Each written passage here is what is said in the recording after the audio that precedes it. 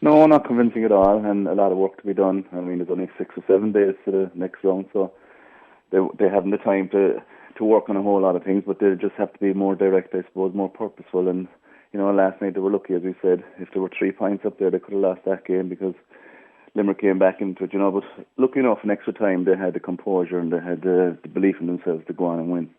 Yeah, no, Joe, regardless of who Cork get in the draw tonight, it'll probably be their toughest test since the defeat to Kerry in the Munster semi-final replay. If they play like they did last night, they might struggle to beat any of the 4 provincial winners, but how confident would you be that Cork would be capable of improving drastically in the space of a week?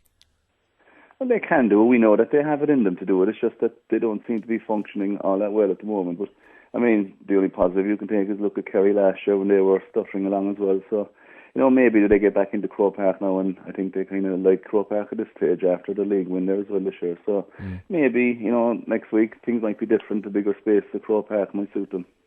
Yeah, Joe, would the performance last night, would it make you reassess where Cork stand in relation to winning an All-Ireland, or is it just a matter of the real action beginning now from the quarter-finals?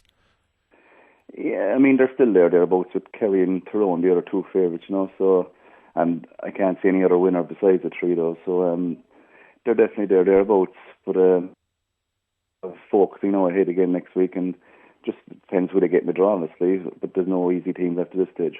No, Joe, after the game went into extra time last night, Pat Spillane brought up the point that when push came to shove, again the Cork players seemed to freeze. Is that something you go along with? Yeah, they did. I mean, if you're 5 points up with 5 minutes to go, you should be seeing out the game. All the good teams do. Cork didn't. It's a flaw they have. They should have just seen out that game. But lucky enough, when it went to extra time, the old heads came to the fore. Paddy Kelly stepped it up a bit, and the experience told in the end. Donegal kind of got 2 points, and if they showed that at the end of the ordinary 70 minutes, they would have gone through. Yeah, no, Joe, something that's been brought up in the past is that Conor Coonan maybe doesn't seem to know his best starting 15. There's been a lot of chopping and changing, given that it is quite a strong panel, but do you think that that could be a problem for Cork going forward? You would hope not, because, I mean, it has gone to a 20-man game. That's a fact now at this stage, but it's when to bring fellas in and when not to bring fellas off is the thing. I think they're happy enough with their defence. Even Mescler was missing last night, but nobody did well.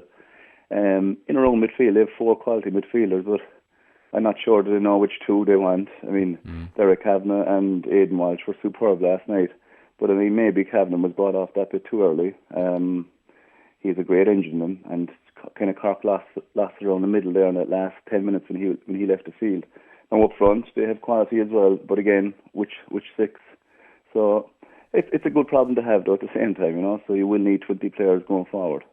Yeah, just on the referee last night, Joe, he gave out a lot of cards. He was very fussy. It didn't really allow the game to develop as a spectacle as well. There's been a lot of talk about referees this year, Joe, especially since the incident in the Louth game a couple of weeks back. Do you think poor refereeing is an issue at the moment? Because Mickey Ned O'Sullivan was very, very angry with the ref afterwards last night.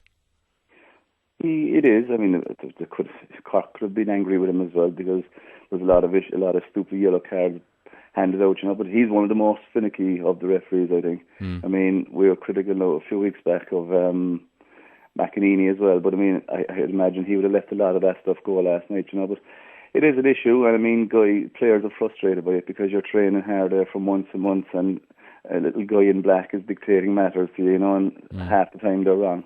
Yeah, no, Joe, Cork will be in action again next weekend for the 4th weekend in a row.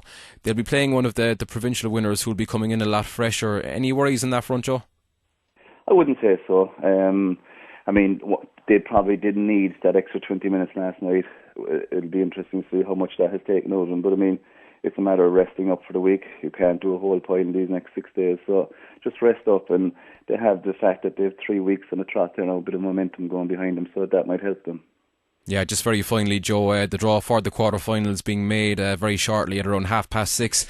The potential opponents are Kerry, Tyrone, Meath and Roscommon. Any preferences there, or will it really matter? I suppose you'd have to say Roscommon or Meath would be easier, obviously. So either one of them, and you could be looking at a semi-final then. Definitely wouldn't want to be meeting Tyrone, I'd say, at this stage, because they look awesome at the moment.